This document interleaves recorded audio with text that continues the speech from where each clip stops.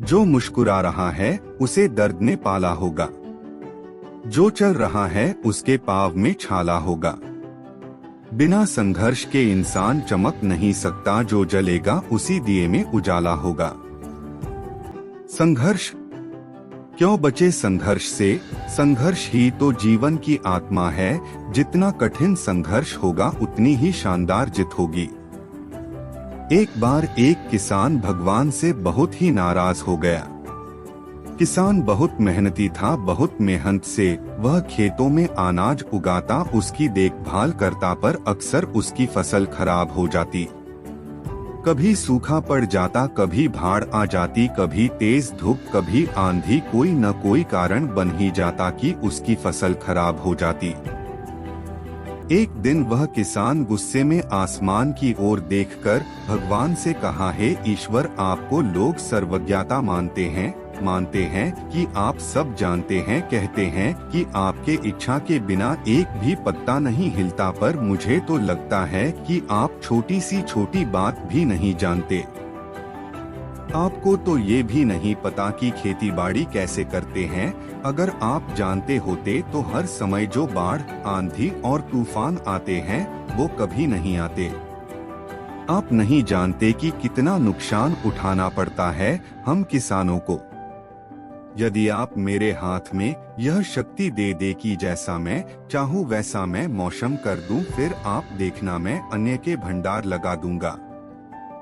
भगवान इस किसान के तीखे वाक्य सुनकर मुस्कुरा रहे थे और वह किसान के सामने प्रकट होकर बोले, मैं आज से तुझे यह शक्ति देता हूँ कि तुम अपनी खेतों पर तुम्हारी जैसी इच्छा ही तुम वैसा मौसम कर दोगे। मैं बिल्कुल भी दखल नहीं दूंगा, तुम्हारी इच्छा से सब कुछ होगा। किसान बहुत खुश हो गया।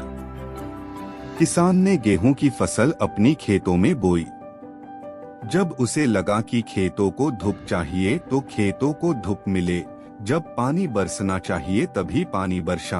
आंधी, तूफान, बाढ़ कुछ भी उसने अपने खेतों पर आने नहीं दिया। किसान के खेत में इस वर्ष ऐसी फसल हुई जैसी कभी नहीं हुई थी। हरी भरी लहलहाती फसल, मन ही मन वह बहुत खुश हो गया और सोचने लगा, अब सबूत के साथ दिखाऊंगा भगवान को कि इसे कहते हैं शक्ति का सही उपयोग। मेरी सफलता देखकर उन्हें अपनी नियम जरूर बदलने पड़ेंगे। कुछ दिन गुजरे, फसल कटने को तैयार हो गए। किसान बहुत उत्सुकता के साथ फसल को काटने लगा, पर जैसे ही उसकी नजर गेहूं की बालियों पर गया तो उसने अपना सिर पीट लिया और वह रोने चिल्लाने लगा। गेहूं की एक भी बाली के अंदर गेहूं का दाना नहीं था, सारी बालियां अंदर से खाली थी। किसान बहुत दुखी हो गया। उसने भगवान को रोते हुए फिर पुकारा, हे प्रभु, तुमने ये मेरे साथ क्या किया? क्या तुमने मुझे कोई सजा दी? भगवान बोले, पुत्र, ये तो होना ही था। तुमने पौधों को संघर्ष करने का मौका ही कहाँ दिया? ना तो तुमने उन्हें आंधियों से जूझने दिया, ना तेज बारिश से सहने दिया और ना ही धूप में तपने दिया।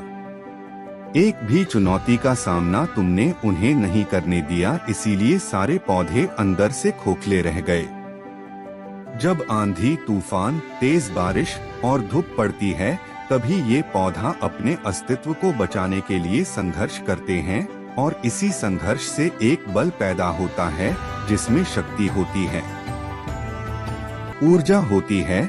और यही ऊर्जा पूर्ति तेरे गेहूं के दानों की तरह जो नहीं फूटी, तूने उन्हें कठिन परिस्थितियों से गुजरने ही नहीं दिया जहां उनके अस्तित्व का जन्म होता।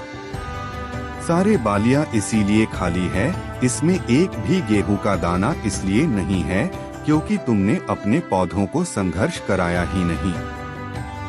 याद रखिए, स्वर्ण में सवर्णीय आभा तभी आती है जब वह आग में तपने, गलने और हथौड़े से पीटने जैसे संघर्षों से गुजरता है। कोयले का टुकड़ा हीरा तभी बनता है जब वह उच्च दाब और उच्च ताप की मुश्किल परिस्थितियों से गुजरता है। इसी तरह यदि हमारी जिंदगी में कोई संघर्ष ही ना हो, कोई चुनौती ही ना हो, तो हम भी गेहूं की बालियों की तरह खोखले रह जाएंगे, कोई अस्तित्व नहीं होगा हमारा। विपरीत परिस्थितियाँ, चुनौतियाँ, समस्याएं हमें और अधिक निखारती है। यदि जीवन में कठिन परिस्थितियां और चुनौतियां आए तो घबराना मत, बल्कि सामना करना। विश्वास करना कि आप और अधिक निखर जाओगे और अधिक मजबूत बन जाओगे। किसी ने कितना सही कहा है, जिंदगी जीना आसान नहीं होता, बिना संघर्ष कोई महान नहीं होता। जब तक ना पड़े हथौड़े की चोट तब तक पत्थर भी भगवान नहीं होता।